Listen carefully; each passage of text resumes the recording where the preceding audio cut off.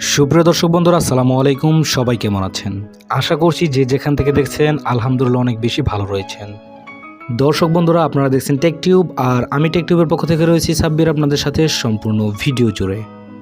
দর্শক বন্ধুরা, আজকে আমরা আলোচনা করব Oppo Reno 8 5G এই ফোনটি সম্পর্কে। ফোনটি একটি মাত্র ভেরিয়েন্টে লঞ্চ হয়েছে 8GB র্যাম এবং 128GB রোম, যার প্রাইস রাখা হয়েছে 29,999 রুপি। আর এরকম প্রাইস পয়েন্টে এই ফোনটিতে কি থাকছে সব কিছু নিয়ে আলোচনা করার চেষ্টা করব এই ভিডিওতে। সবার আগে যে কোনো প্রকার ভিডিও, যে কোনো প্রকার টেক রিলেটেড ভিডিও এবং ফোন রিভিউ ভিডিও আমাদের চ্যানেলে পেতে সবার আগে আমাদেরকে সাবস্ক্রাইব করে পাশে থাকা বেল আইকনটি বাজিয়ে দিতে ভুলবেন না। আমরা প্রথমেই যদি এই ফোনটির ডিজাইন এবং বিল্ড কোয়ালিটি নিয়ে কথা বলি, তাহলে এই ফোনটির ডিজাইনে এবং বিল্ড কোয়ালিটি থাকছে প্লাস্টিক বিল্ড। ফোনটির ব্যাক সাইডে থাকছে 3টি ক্যামেরা এবং একেবারে নিচের দিকে থাকছে অপোর ব্র্যান্ডিং। ফোনটির দেশের বাজারে আপনারা 2টি কালার ভেরিয়েন্ট পাবেন, একটি হচ্ছে গোল্ড এবং আরেকটি হচ্ছে ব্ল্যাক। সত্য কথা বলতে গেলে এই ফোনটির ডিজাইন কোয়ালিটি অনেকটা যথেষ্ট প্রিমিয়াম কোয়ালিটি করা হয়েছে, আর ফোনটি যথেষ্ট লাইট ওয়েট এবং স্লিম করা হয়েছে। ফোনটির ওজন করা হয়েছে মাত্র 171 গ্রাম, যার কারণে আপনার ফোনটি খুব লং টাইম এক হাতে ইজিলি ইউজ করতে পারবেন, কোনো প্রকার আনকমফোর্টেবল ফিল হবে না বলেই জানা গিয়েছে। দুঃখের বিষয়টা হচ্ছে আপনারা এই ফোনটিতে সব ধরনের পোর্টস অ্যান্ড বাটন পাচ্ছেন না, যেমন ধরুন 3.5mm হেডফোন জ্যাক, এইটি আপনারা এই ফোনে পাচ্ছেন না। তবে এই ফোনটিতে আপনারা 2টি সিম কার্ডের পাশাপাশি একটি মাইক্রো এসডি কার্ড ব্যবহারের সুবিধাটা পাচ্ছেন। Oppo Reno 8 এই ফোনটির সামনে আসলে আপনারা পেয়ে যাবেন একটি ফুল ভিউ ডিসপ্লে, যার উপরের অংশে পাঞ্চ হোলের মাধ্যমে বসানো হয়েছে সেলফি ক্যামেরাটি। আর এই পাঞ্চ হোলটি যথেষ্ট স্লিম এবং ছোট করা হয়েছে, যা দেখতে আরও সুন্দর এবং কোয়ালিটিফুল লাগছে। এই ফোনটিতে ব্যবহার করা হয়েছে ইন ডিসপ্লে ফিঙ্গারপ্রিন্ট সেন্সর, যা যথেষ্ট ফাস্ট এবং অ্যাকুরেট বলেই জানতে পেরেছি। আর Oppo সবসময় এরকম বাজেট সেগমেন্টের মধ্যে ডিজাইনের দিকে বেশি বিল্ড করে এবং ডিজাইনের দিকে বেশি খেয়াল রাখে। সো ওভারঅল আপনাদের এই ফোনটির ডিজাইন এবং বিল্ড কোয়ালিটি কেমন লেগেছে অবশ্যই কমেন্ট করে আপনাদের মূল্যবান মন্তব্যটি আমাদের কমেন্ট বক্সে জানিয়ে দিবেন। আমি চেষ্টা করব আপনাদের সবার কমেন্টগুলো রিপ্লাই দেওয়ার জন্য। তো দর্শক বন্ধুরা, আমরা যদি ফোনটির ক্যামেরা সেকশনে কথা বলতে যাই, তাহলে এই ফোনটির ব্যাক সাইডে পাচ্ছেন আপনারা 3টি ক্যামেরা, যার মেইন ক্যামেরাটি থাকছে 108 মেগাপিক্সেলের ক্যামেরা এবং এর সাথে আপনারা পেয়ে যাচ্ছেন একটি 2 মেগাপিক্সেলের মাইক্রো ক্যামেরা, তার সাথে আরও একটি 2 মেগাপিক্সেলের ডেপথ সেন্সর পেয়ে যাচ্ছেন, যার কোয়ালিটি যথেষ্ট পরিমাণে অ্যাকুরেট এবং প্রিমিয়াম ছিল। তবে আমার মনে হয় এরকম বাজেট সেগমেন্টের মধ্যে এখানে একটি আলট্রা সেন্সর ব্যবহার করা উচিত ছিল, কেননা ফোনটির বাজেটও কিন্তু যথেষ্ট ভালো, প্রায় 30,000 রুপি। তো এই অনুযায়ী আমার যতটুকু মতামত, সেই হিসাবে আমি বলতে পারি এখানে একটি আলট্রা ওয়াইড সেন্সর ব্যবহার করলে আরও ভালো হতো। তো আপনাদের কি মতামত অবশ্যই কমেন্টে জানিয়ে দিবেন।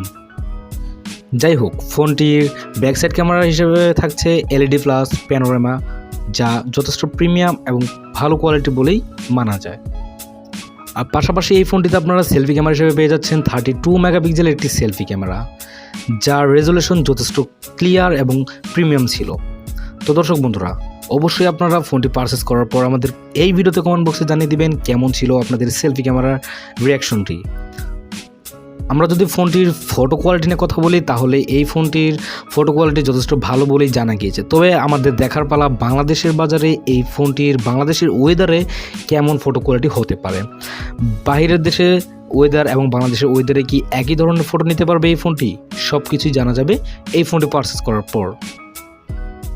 সবথেকে ভালো ব্যাপার হচ্ছে ফোনটিতে আপনারা পেয়ে যাচ্ছেন USB Type-C 2.0 এবং তার সাথে তো থাকছে GPS, ব্লুটুথ এবং লোকেশনের মতো আরও অনেকগুলো ফিচার, যেগুলো আপনারা ন্যাচারালি সব ফোনে পেয়ে থাকেন।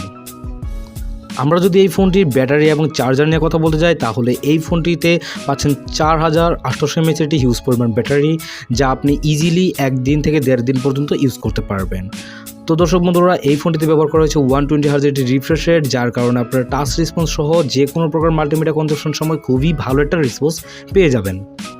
আর ফোনটিকে চার্জ করার জন্য পেয়ে যাচ্ছেন আপনারা 80 ওয়াটের একটি চার্জার, যা আমরা জানতে পেরেছি ফোনটি আপনারা 1 থেকে 1 ঘন্টা 20 মিনিটের মধ্যে ফুল চার্জ করে নিতে পারবেন।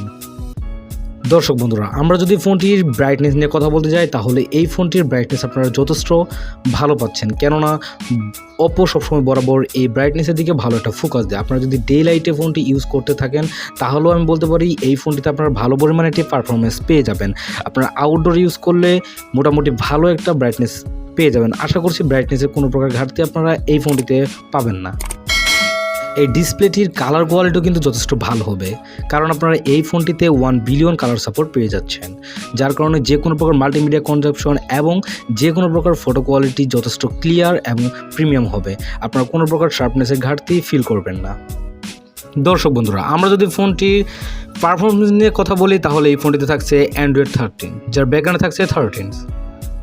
পাশাপাশি এই ফোনটিতে চিপসেট হিসেবে পেয়ে যাচ্ছেন Snapdragon 695 SoC plus 8GB RAM এবং 128GB ROM, যা আমি আপনাদেরকে আগেও বলেছি, যা একটি 5G চিপসেট, যা মূলত 6 ন্যানোমিটার আর্কিটেকচার তৈরি করা একটি অক্টাকোর প্রসেসর। পাশাপাশি আপনারা জিপি হিসেবে পেয়ে যাচ্ছেন Adreno 609। দর্শক বন্ধুরা, সত্যি কথা বলতে গেলে এই বাজেট সেগমেন্টের মধ্যে এর থেকেও ভালো কিছু এই ফোনটিতে প্রোভাইড করা সম্ভব হতো। দর্শক বন্ধুরা, তবে হ্যাঁ, এইটাও স্বীকার করা যাবে না, Oppo সবসময় এই বাজেটে এরকমই চিপসেটগুলো প্রোভাইড করে থাকে। এই ফোনটিতে আপনারা এই জিপিইউ থাকার কারণে যে কোনো প্রকার হাই লেভেলের game easily high to easy সেটিংয়ে খেলতে পারবেন। তবে হ্যাঁ, যদি একটু বেশি হাই লেভেল খেলতে যান সেই ক্ষেত্রে কিছুটা লেগ ইস্যু চোখে পড়লেও পড়তে পারে। এখন মূল কথা হচ্ছে এই ফোনটি আমরা দেশের বাজারে মানে বাংলাদেশের বাজারে কবে পাবো।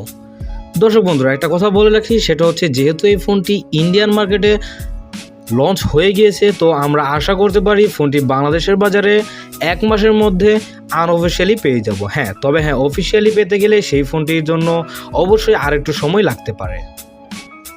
তবে আমরা যতটুকু জানতে পেরেছি এই ফোনটি দেশের বাজারে আসা মাত্রই এর আনঅফিশিয়াল প্রাইসটি রাখা হবে 40,000 এর আশেপাশে। তবে আমি যতটুকু বলতে চাই আপনাদের মাঝে সেটা হচ্ছে, আপনারা আমার ভিউয়ার্স, আমি আপনাদের উপকারের জন্য কথাগুলো বলছি, সেগুলো হচ্ছে যে আমি মনে করি এই বাজেট সেগমেন্টের মধ্যে এত টাকা বাজেটের মধ্যে এই ফোনটি নেওয়াটা এক ধরনের বোকামি ছাড়া আর কিছু হবে না। কেননা আপনারা যদি একটু অ্যানালাইসিস করে দেখেন, আমার ইউটিউব চ্যানেল দিকটা ঘুরেও দেখেন, তাহলে আপনারা জানতে পারবেন যে এই বাজেটের মধ্যে আরও কত ভালো ভালো ফোনগুলো আমরা রিভিউ করে থাকি বা দেশের বাজারে রয়েছে। তো তাই বলতে পারি আমি, এই ফোনটি যদি আপনারা এই বাজেট সেগমেন্টের মধ্যে নেন তাহলে অবশ্যই এটা একটি বোকামি হয়ে যাবে। ধন্যবাদ সবাইকে এতটুকু ভিডিও সম্পূর্ণভাবে মনোযোগ সহকারে দেখার জন্য। ভালো থাকবেন, সুস্থ থাকবেন। দেখা হবে পরবর্তী ভিডিওতে অন্য কোনো দিন অন্য কোনোভাবে। তবে হ্যাঁ, যাওয়ার আগে একটি কথা না বললেই নয়, যারা আমার চ্যানেলটিতে নতুন এসেছেন তারা অবশ্যই আমার চ্যানেলটি সাবস্ক্রাইব করে পাশে থাকা বেল আইকনটি বাজিয়ে দিবেন, কেননা আমরা যে কোনো প্রকার নতুন ফোন মার্কেটে লঞ্চ হওয়ার আগেই, অর্থাৎ বাংলাদেশ বাজারে লঞ্চ হওয়ার আগে আমরা সেগুলোকে রিভিউ করে থাকি এবং তার খুঁটিনাটি নিয়ে আলোচনা করে থাকি। তো বন্ধুরা, ভালো থাকবেন, সুস্থ থাকবেন। দেখা হবে পরবর্তী ভিডিওতে। আসসালামু আলাইকুম। ধন্যবাদ সবাইকে পাশে থাকার জন্য। ধন্যবাদ।